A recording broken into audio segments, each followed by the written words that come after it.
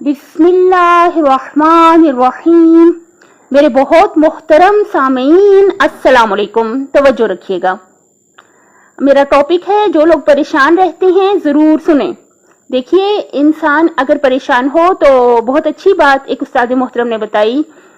उन्होंने कहा कि जो मसला जिसको हम हल कर सकते हैं, जिस परेशानी को हम हल कर सकते हैं, उस पे परेशानी कैसी, जो मसला आपको ऐसा पेश है जो हल हो सकता है, आप डायरी लें, पेन लें और उस मसले को लिखें और फिर उसके हल लिखना शुरू कर दें कि इसका क्या हल है और आप क्या क्या कुछ कर सकते हैं।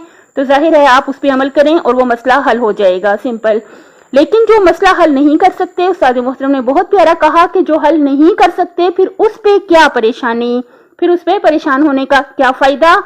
बताना ये था कि जो लोग ज्यादा टेंशन लेते हैं उनके लिए जो सूरज की रोशनी है, देखिए तहकीकात से ये बात साबित हुई है कि सूरज की रोशनी से टेंशन और परेशानियां जो हैं वो कुदरती तौर पे कम हो जाती हैं।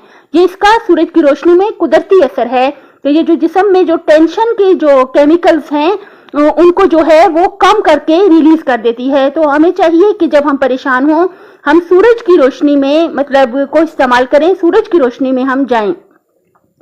जब हम सूरज की रोशनी में छत पे जा सकते हैं, बाहर जा सकते हैं, जब हम सूरज की रोशनी में जाएं तो जाहिर सी बात है हम लोग क्योंकि अल्हम्दुलिल्लाह रब्बिल आलमीन मुसलमान हैं, हमें याद रखना चाहिए हमेशा कि अल्लाह ताला जो है हर चीज पर कादिर है।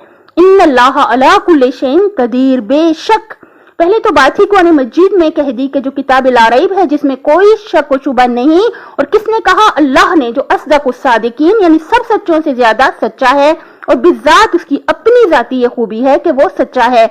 उसने कुरान मजीद में क्या कहा? इन्नल्लाह, इन्ना लगा दिया, बेशक। हरगिज भी इस पर शक व शुबा ना करें कि इन्नल्लाह अला कुल्लि शैइन कदीर, अल्लाह ताला हर चीज पर कादिर है। तो जो चीज हमारे बस में नहीं होती, हमें चाहिए कि हम अल्लाह ताला से रो रो के इल्तिजा करें और अपने मसले को मतलब हल अल्लाह ताला से मांगें कि हमारी ये परेशानी दूर फरमा दे।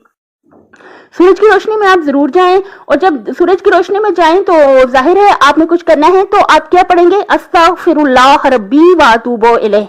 चाहे आप तस्बीह ले जाएं, चाहे आप वैसे भी पढ़ सकते हैं, अस्तगफिरुल्लाह रब्बी व अतूबु इलैह। ज्यादा से ज्यादा इस्तगफार भी पढ़ते जाएं, साथ वाक भी करते जाएं सूरज की रोशनी में। अगर वाक आप ना कर सकें तो बैठ जाएं, फिर वाक कर लें ताकि आपकी परेशानी और टेंशन खत्म हो सके। आखिर में मैं दुआ करती हूँ अल्लाह ताला सब दुनिया में तमाम लोगों की तमाम परेशानियां, दुख दर्द, तकलीफें और बीमारियां दूर फरमाए।